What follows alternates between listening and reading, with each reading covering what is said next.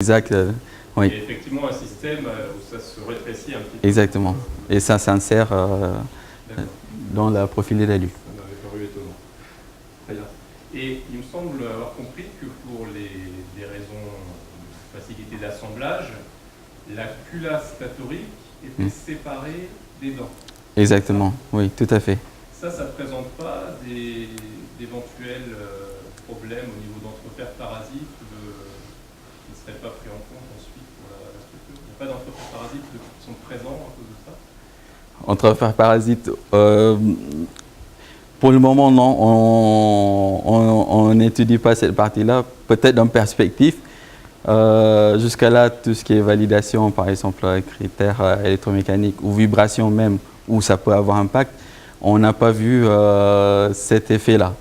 Parce que justement, mais c'est vrai, au niveau électromagnétique, si l'entrefer est petit, donc je me dis, oui, c'est vrai, ça. Pas changer grand-chose. Mais au niveau vibratoire, peut-être que ça pourrait avoir un impact pas si négligeable. Oui, tout à fait. C'est un point très intéressant où, dans la perspective, on pense à essayer d'aller un peu plus loin. Mais c'est vrai qu'ici, à partir des validations expérimentales, on n'a pas vu ce comportement-là. Il y avait une remarque qui avait été faite dans le mémoire, oui. Qui a été donnée sur, alors je crois que c'est le slide, une figure qui est sur le slide 12. 12. Si je ne me suis pas trompé, c'est quoi? Alors dans le mémoire, j'ai cru comprendre qu'on pouvait éventuellement, en changeant l'angle de charge, arriver à dépasser la vitesse maximale qu'on avait avec un angle de charge initial. J'ai l'impression, en regardant la courbe sur la partie droite, que les différentes vitesses max sont identiques, quel que soit l'angle de charge sur ce qui est représenté. Les vitesses max droite, oui. La coupure se fait... ça, ici non, ça c'est en fait, c'est par rapport au calcul et représentation des courbes. Mais non, il ne s'arrête pas directement comme ça. Ça, c'est la simulation que j'arrête à, par exemple, ici à 2000 tours minute. D'accord. Donc, c'est les points de représentation liés par rapport aux façons comment... Dans mon esprit, la limitation se faisait uniquement avec la limitation en tension. Tension, tout à fait. Sur ce côté-là, et je ne comprenais pas comment on pouvait... Non, il ne s'est pas arrêté tous à la même vitesse. Ça m'avait perturbé. Ok.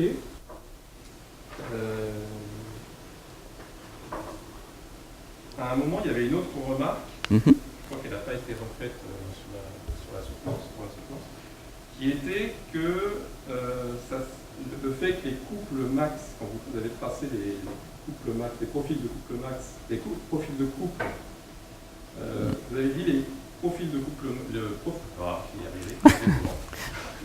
le couple max n'était pas toujours au même endroit, pour le même angle entre les positions directes et les positions en quadrature. Et visiblement, ça semblait poser un problème. Alors, je voulais comprendre pourquoi ça posait un problème que le couple max ne soit pas toujours au même endroit entre ces deux positions. Là, vous parlez de la partie couple statique dans la rédaction, c'est bien ça? 45 sur les figures qui présentent les profils de couple. 45. Dans un champ donné. 45 de la figure. Ils ne sont pas au même endroit. Oui, tout à fait. Voilà. Et il y a une des remarques, oui. Juste un petit peu en dessous, qui dit que visiblement ça pose un problème. Je n'ai pas réussi à comprendre cette remarque. Justement, dans cette partie-là, on imaginait si jamais un utilisateur voulait l'utiliser en couple statique, là, cette fois-ci, il ne peut pas toujours s'attendre que le couple max il soit à bêta égale 45 degrés parce qu'en fonction de la position du flux, cet angle de couple max, en fait, il se déplace, il n'est pas toujours... L'utilisateur, quelque part, oui. C'est une information... Exactement, c'est de l'information, oui. Très bien. Toujours donc, dans cette première partie, il y a un moment, une figure qui a présenté dans le plan couple vitesse la distribution du ici, sans prendre en compte la résistance statorique. Et un petit peu plus loin dans le travail, cette résistance, elle est prise en compte. Pourquoi ne pas avoir retracé ce plan de Cosby en fonction, justement, avec la prise en compte, cette fois, de la résistance, de manière ensuite à pouvoir le vérifier éventuellement expérimentalement, pour être sûr que cette résistance allait avoir son influence. Justement, oui, je n'ai pas tout à fait compris le début de votre question, parce qu'on a toujours pris en compte la résistance dans... Non, la première figure qui présente le Cosby se fait, me semble-t-il, sans variation de la résistance statorique.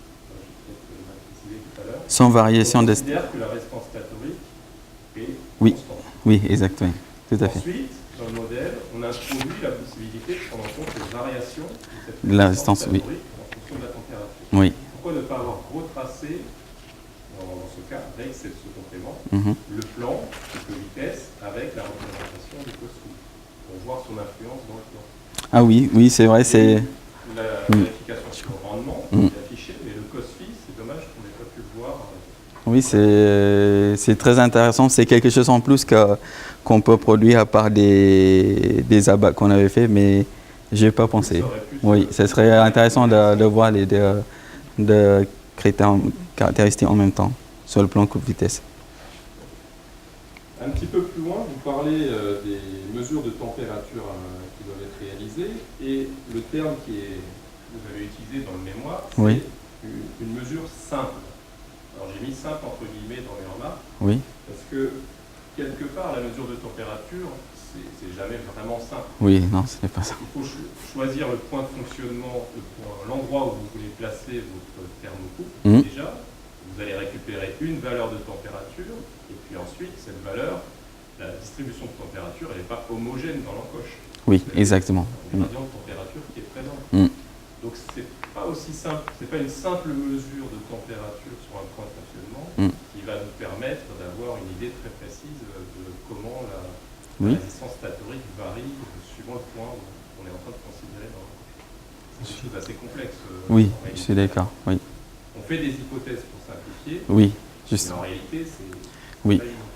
Oui, justement, oui. Je suis tout à fait d'accord qu'il y a des gradients de température dans l'encoche lui-même, mais ici, on pense qu'avec cette taille qui est très petite, je pense que le gradient n'est pas très important en premier temps.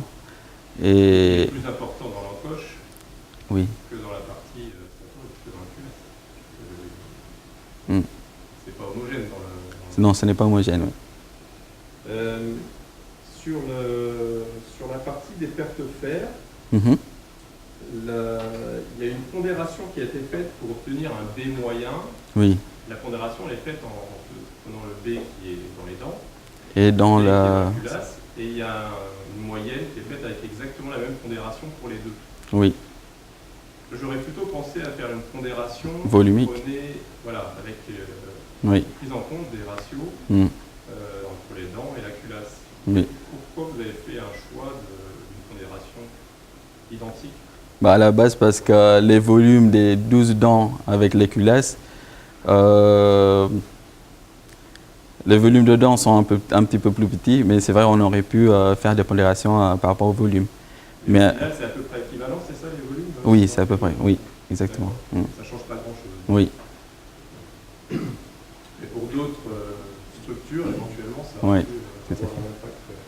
Bon, au final, les pertes de fer sont très faibles. Oui.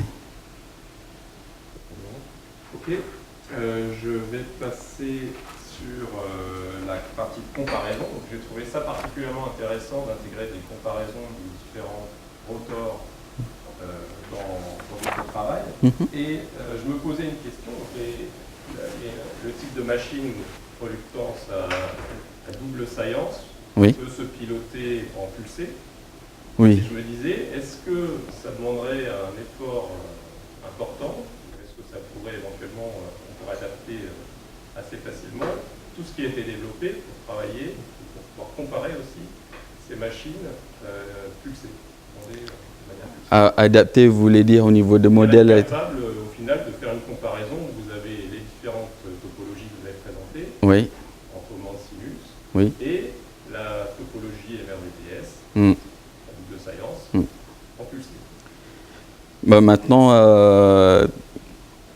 avec les modèles qu'on a, bien sûr, on ne peut pas le faire parce que c'est au niveau électrique, c'est complètement différent. Mais je comprends l'intérêt de faire des machines avec des commandes pulsées parce qu'avec des créneaux carrés, on a bon, un niveau d'énergie plus important. Mais dans cette étude, on s'est limité dans le cas de machines synchrones. Mais c'est un piste, oui, intéressant, mais il faut développer en plus modèle, oui, Ça me semblait, oui, oui, ça. intéressant. Sur la partie thermique, Mhm. alors il y a quelque chose que j'ai particulièrement apprécié, puisque j'ai revu des choses sur lesquelles j'avais travaillé quelque Oui. temps avec un doctorant sur l'homogénéisation Des encoches, oui. en particulier. Et il y a quelque chose que je n'ai pas retrouvé dans le mémoire, et du coup j'ai quelques doutes sur la manière dont ça a été fait. C'est pas la partie homogénéisation dans le plan. Oui. Je suis tout à fait convaincu par ce que vous avez fait, mais j'ai pas retrouvé ce qui a été fait au niveau axial. Qu'est-ce Oui. qui se passe dans l'encoche au niveau axial? On a des conducteurs en cuivre Oui. qui vont conduire la chaleur Mm. très facilement. Mm. On a le reste, et donc l'encoche elle est aussi hétérogène dans cette troisième dimension. Oui. Qu'est-ce que vous faites pour prendre en compte justement le côté axial? Qu'est-ce qu'il y a comme résistance thermique au niveau axial dans votre modèle? Là, dans cette partie-là, il faut que je me rappelle. Le flux de chaleur est Oui. important Tout à fait, conducteur, tout à fait. étant donné la conductivité thermique. Là, maintenant, je ne me rappelle plus comment ça a été fait. Mais oui, c'est vrai que oui, c'est très important de prendre en compte le flux de chaleur axial. D'ailleurs, ça a été pris en compte. Mais la résistance thermique, comment ça a été fait, maintenant... L'homogénéisation ne peut pas se faire de la même manière Non, qu'elle est faite. non, non, non, non, non. C'est ça la difficulté. Oui, je suis d'accord. On a une continuité du cuivre dans Mm. la troisième dimension. Mm. Problématique. Et du coup, je posais cette question aussi parce que dans les machines, très souvent, il y a un flux thermique non négligeable qui va passer Oui. par les têtes de bobine. Oui, Et dans votre modèle, si on veut prendre ça comme en compte, Mm. il faut arriver à avoir un bon modèle pour la Axial. partie, axiale Oui. dans l'encoche. Mm. oui. Je vérifierai. D'accord. J'avais une petite question, parce que je n'ai pas réussi à très bien comprendre dans la fin de la partie thermique, quand vous présentez justement les profils de couple nécessaires pour le changement de vitesse. Je n'ai pas compris exactement ces profils. Est-ce qu'il y a quelque chose à comprendre justement, ou est-ce qu'on doit les prendre comme ça? Vous avez pris finalement un créneau. Oui, tout à fait. Derrière, Mm. très bien. Mhm. Avec la valeur max de couple. Mais quand je regarde les créneaux, ils ne me paraissent pas très clairs. Est-ce qu'il y a la possibilité de les expliquer avec les mains comme ça ou Oui, tout à fait. À la base, au début, c'est ce qu'il faut injecter comme courant, c'est pour faire un profil de couple.